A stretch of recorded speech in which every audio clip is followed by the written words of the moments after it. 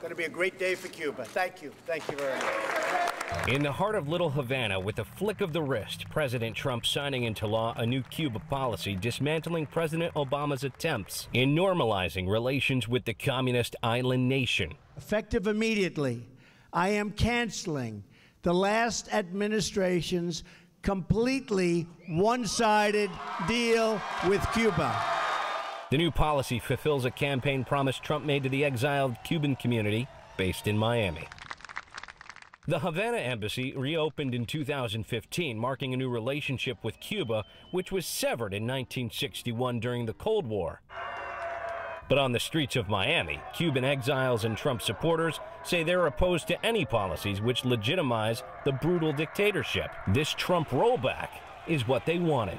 Fidel como Raúl. Alvaro Alvarez fled Cuba after Castro rose to power. He says he hopes Trump makes more restrictions on the Castro regime. Más restricciones. More restrictions, he says, because that is how you combat them.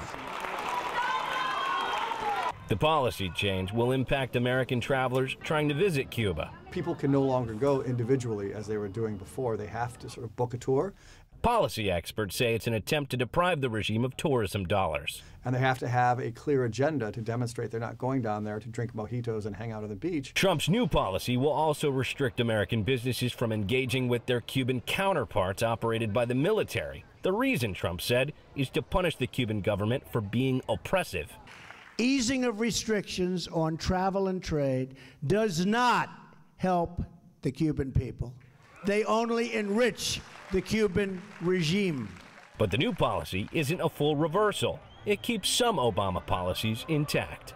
Our cooperation on a number of fronts, including on human trafficking, the environment, Zika, port security, those are all going to remain, and he's not clamping down on some forms of tourism. One Obama policy will remain unchanged. That is the ending of wet foot, dry foot, the Cuban Adjustment Act. And what it did was offer a path to citizenship for Cubans who made it to American soil, no questions asked. Now, the Obama administration ended that policy right before President Obama left office. President Trump's new policies will not bring it back.